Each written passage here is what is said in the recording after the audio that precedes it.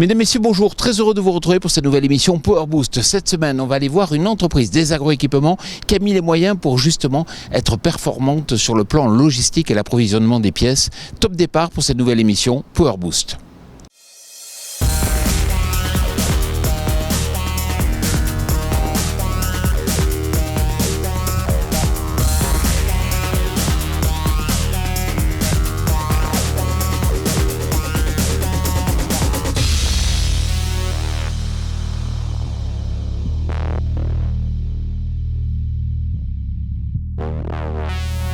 Salut le Power Booster. Au sommaire cette semaine, nous commencerons cette émission avec un reportage dans le tout nouveau site de Bepco situé à Agen. Ensuite, place à notre rubrique l'interview avec Olivier Lecomte qui nous présentera sa machine viticole faite maison. Enfin, nous verrons comment évoluent les ventes de matériel suite à la conférence de presse du syndicat de constructeurs Axema. Alors, tenez-vous prêts, mais avant tout, les news. Deutz-Fahr dévoile sa nouvelle gamme de tracteurs destinés au marché de l'élevage. En bref, la nouvelle série 5 comprend 5 modèles aux puissances allant de 95 à 126 chevaux, articulés sur 3 niveaux de transmission.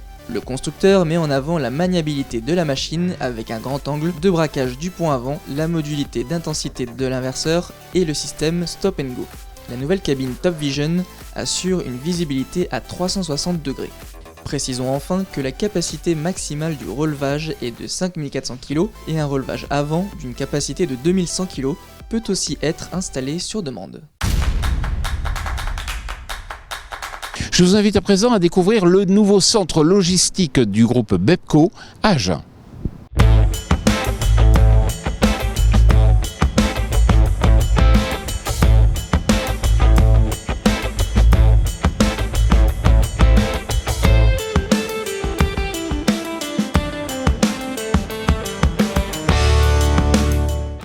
Salut Amaury.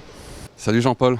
Ça y est, c'est parti. Oui, bienvenue ici à Agen sur notre nouveau site donc logistique et le siège social de Bepco France. Et donc nous sommes installés donc, depuis le 1er novembre après à peu près une année de travaux. Peut-être 3 chiffres clés. Alors ici on est sur un site qui fait 12 000 m². Comme tu peux le voir, on est déjà à l'étroit, donc on a prévu 12 autres 1000 m² très bientôt. Et il y a 1000 m² aussi de bureaux. Et globalement, il y a plus de 60 000 références stockées de toutes marques de tracteurs et de machines de récolte. Mais tu sais, Amaury, moi je suis du sud-ouest, mais pourquoi vous avez choisi ici Agen ? On est historiquement à Agen depuis plus de 30 ans. Et donc ça tenait à cœur au groupe Bepco de rester ici avec le personnel très formé, très technique. Et en plus, on avait du personnel à Villeneuve-sur-Lot, donc à côté. Donc on est historiquement ancré sur le territoire du sud-ouest. Et puis la France, c'est un marché super important pour vous. Bepco, comme tu sais, est présent sur tous les continents, dans tous les principaux pays du monde. Mais la France est historiquement le plus gros pays. On a plus de 200 employés présents en France. Et c'est de loin le marché qui est le plus important et stratégique pour le groupe. Vous êtes en pleine croissance, mais vous restez quand même une entreprise à caractère familial ? Oui Jean-Paul, on est effectivement une société qui est très dynamique et qui se développe énormément. L'année dernière, malgré le Covid, on a eu une croissance de plus de 15%, donc ce qui est quand même non négligeable. On continue à se développer. Ici, comme tu vois, le site est déjà presque plein, donc on va devoir penser à une extension. Et en même temps, on est une société familiale avec les valeurs familiales de proximité, à la fois vis-à-vis de nos clients et nos collaborateurs. C'est quelque chose qui fait partie des valeurs fondamentales du groupe. Et puis vous avez investi dans un super convoyeur ? Effectivement, on a investi dans les dernières technologies avec un tout nouveau convoyeur. Pourquoi ? Parce que l'attente de nos clients concessionnaires ou revendeurs indépendants, c'est d'être livrés le plus tôt possible pour limiter le temps d'immobilisation des tracteurs et des machines dans les ateliers. Amaury, vous y mettez quoi dans ces racks ? Comme tu sais, Bepco a la gamme de pièces techniques et accessoires la plus large du marché. Et donc notre objectif, c'est de pouvoir répondre à toute demande de pièces techniques, tracteurs et matériel de récolte, quelle que soit la marque, et pendant toute la durée de vie du tracteur ou de la machine. Amaury, ce qui est important quand on commande, c'est d'avoir la bonne pièce. Effectivement, Jean-Paul, et c'est quelque chose qu'on prend en compte de manière systématique. Ainsi, à Agen, on a plus de 30 conseillers techniques qui aident nos clients. On a des conseillers par marque de tracteur et aussi des experts par famille de produits comme l'hydraulique, les pièces moteurs ou les pièces de travail du sol. Amaury, maintenant, on va s'intéresser au côté humain et au côté formation. On y va.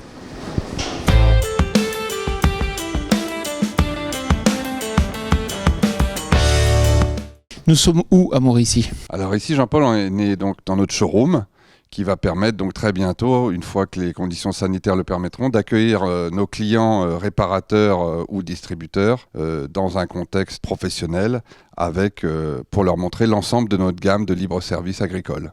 Et ce que je vois aussi, c'est qu'il y a des salles de formation. Effectivement, ici, on va pouvoir former à la fois nos équipes internes qui conseillent nos clients, tout comme nos clients, donc distributeurs ou revendeurs. Et puis j'ai vu à Maury que c'est vous qui créez ici en interne les blisters? Tout à fait, il y a 3 éléments importants par rapport à ça. Le premier, c'est qu'on voulait être beaucoup plus réactif qu'avant. Donc on a voulu internaliser le process de blister ici à Agen.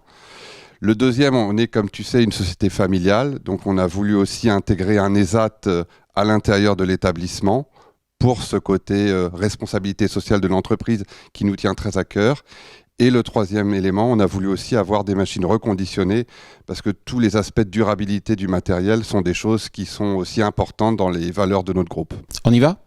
Ok.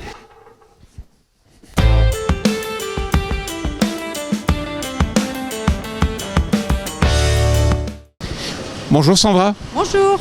Alors, est-ce que vous pouvez tout d'abord expliquer ce qu'est un ESAT? Alors un ESAT, c'est un établissement d'aide par le travail pour des personnes en situation de handicap. Donc notre ESAT, carte service, qui est sur la commune de Bonne-Encontre à côté d'Agen, géré par la Sauvegarde, travaille aujourd'hui en interne à Bepco sur des travaux de blistérisation de la pièce détachée. Pour vous, c'est important d'être au cœur de l'entreprise? Oui, c'est très important. Depuis des années, nous essayons d'ouvrir les murs de l'ESAT. Donc enfin, on intègre le milieu ordinaire de travail auprès de travailleurs dits ordinaires. Donc c'est très très valorisant pour notre public et on est très très fiers aujourd'hui de porter ce projet auprès de Bepco. Bon, super Sandra, c'est une très belle histoire. Amaury, merci beaucoup pour cette visite donc de votre nouveau centre ici à Agen. À bientôt. Merci. À bientôt. À bientôt. Je vous invite à présent à retrouver notre brique, l'interview.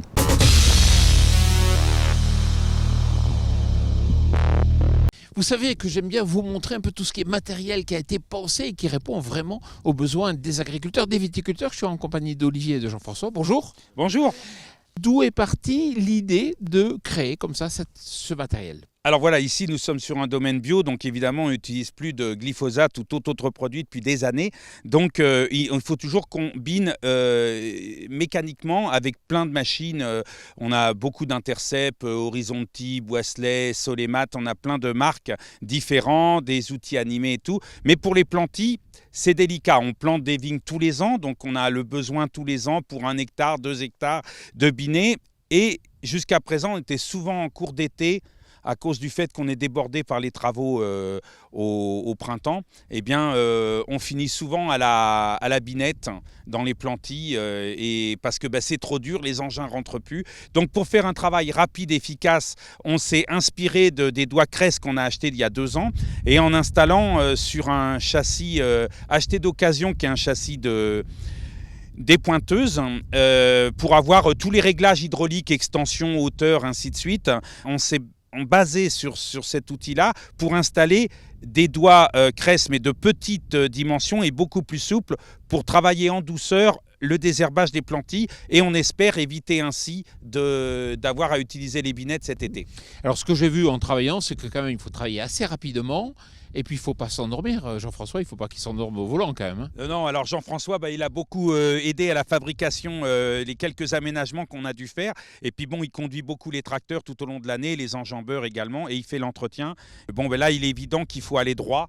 Parce que même si on a les petits soleils qui sont assez souples du bout des doigts, il faut quand même arriver à passer au plus près de l'endroit propice, le ras du cavaillon, nous on appelle ça un cavaillon, la ligne où est planté les plants, sans les abîmer, donc il faut rester bien dans l'axe et avec une vitesse soutenue pour que la rotation des doigts arrive à arracher l'herbe. Ça coûte combien au final? La machine d'occasion m'a coûté 1 500 €, mais j'ai revendu les éléments de coupe de les pointeuses, j'ai revendu la tondeuse hydraulique qui était dessous, via Le Bon Coin. Donc finalement, le châssis va m'avoir coûté 500 € pour finir. Et puis après, on a racheté les soleils, les doigts Crest, là, il y en a pour 1500 €. Hein. Qu'est-ce qu'il faut améliorer comme réglage là maintenant? Ben là, maintenant, il faut trouver le bon angle d'attaque pour bien défaire l'herbe et garder le serrage, le croisement entre les deux éléments bineurs. Il faut avoir un croisement assez propre pour qu'il reste rien, quoi. Alors, faut qu'on affine encore un peu ces détails-là, mais ça devrait aller très bien. Après, en menant 2 rangs à 7-8 à l'heure, de toute façon, on peut repasser dans 8 jours. Ça ne va pas nous prendre beaucoup de temps s'il y a quelques herbes qui ont subsisté. Comment évoluent les ventes matérielles? Justement, s'est déroulée cette semaine la conférence de presse du syndicat des constructeurs Axema. Le premier constat, c'est que les ventes de machines agricoles n'ont pas trop souffert de la crise sanitaire. Comme nous vous l'annoncions en début d'année, les ventes en 2020 sont restées globalement stables, notamment pour les tracteurs et les ensieuses. Si les ventes de quelques familles de produits ont décliné, comme les moissonneuses-batteuses, aucun segment n'a fortement chuté. Mieux, les chargeurs télescopiques et les machines à vendanger par exemple ont enregistré une hausse des nouvelles immatriculations. Et la demande s'avère en 2021 très soutenue, puisque selon les projections d'Axema, le marché des agroéquipements neufs en France devrait atteindre son point le plus haut des 10 dernières années. Mais attention, si vous souhaitez investir prochainement dans du matériel agricole, sachez que des hausses de tarifs sont en vue. Mais pour quelle raison? Si le carnet de commandes des constructeurs est bon, en revanche, 2/3 des fabricants de machines agricoles font face à des ruptures d'approvisionnement pour la plupart des composants. Sans oublier que le coût de l'acier a plus que doublé depuis 1 an. Résultat, 95% des constructeurs qui ont répondu à une enquête de Axema estiment que cette hausse du prix des matières premières sera répercutée sur le prix des machines. A noter que 1/3 des fabricants sondés redoutent par ailleurs des fermetures d'usines, toujours en raison de l'allongement du délai d'approvisionnement. Enfin, Axema a également communiqué sur le marché de la robotique agricole qui prend chaque année un peu plus d'ampleur. Saviez-vous qu'aujourd'hui 14 000 robots agricoles sont en service en France? Mais, pour bien comprendre ce chiffre, il faut préciser que 80% de ces robots sont dédiés à la traite. De fait, en 2021, 7500 fermes françaises sont équipées de robots de traite. De façon moins spectaculaire, la robotique dans les secteurs de la viticulture et du maraîchage progresse aussi, avec de nombreuses entreprises françaises présentes sur ces 2 filières. De quoi présenter des perspectives d'emploi, puisque la filière embauche actuellement des profils tournés vers l'informatique, mais aussi des techniciens de maintenance. Voilà, j'espère que cette émission Power Boost vous a plu. Je vous rappelle que vous pouvez retrouver 2 nouvelles vidéos chaque jour sur notre chaîne YouTube. N'hésitez pas à vous abonner et puis aussi à consulter notre média partenaire Machinisme Actualité. Je vous souhaite une excellente semaine.